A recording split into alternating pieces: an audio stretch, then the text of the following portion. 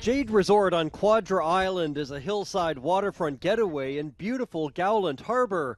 Unfortunately, guests have to literally overlook a derelict eyesore to see it. Yeah, it's hurting business. Yeah, people want to be able to use the docks. They can't use the docks because the house is there.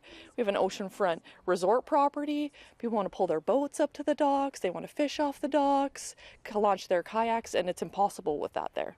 CHEK News first came here in September 2021 when the accommodation barge was just beginning to sink.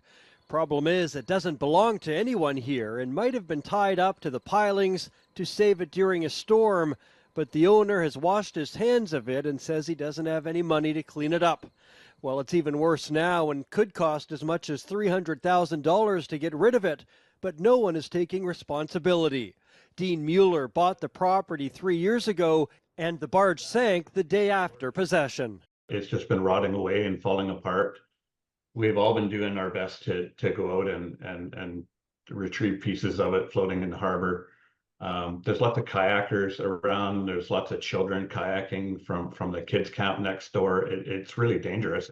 He says he's called everyone he can think of, from the Coast Guard to the regional district, but no one will help get rid of it. I've offered to clean it up myself if I can, but I'm not allowed to touch it.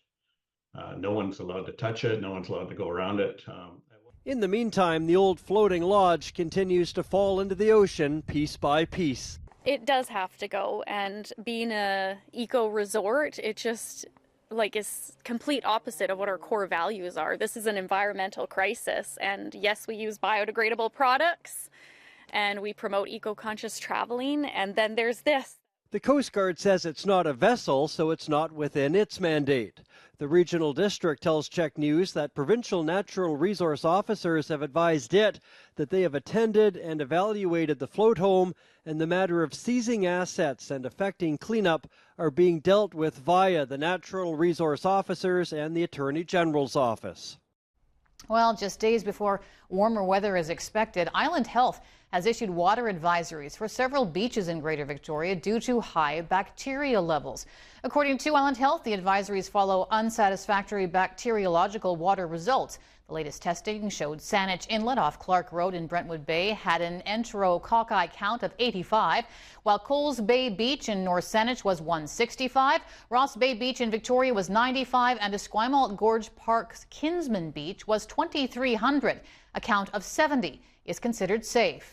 Enterococci are used as a primary indicator of fecal contamination, and elevated numbers detected in either fresh or marine waters indicate the potential presence of fecal material and the possible presence of bacteria and viruses. It says the beach sampling program is active between mid-May and September each year to monitor water quality throughout the swimming season. The health authority adds that beach advisories are lifted once there is no longer a risk to swimmers.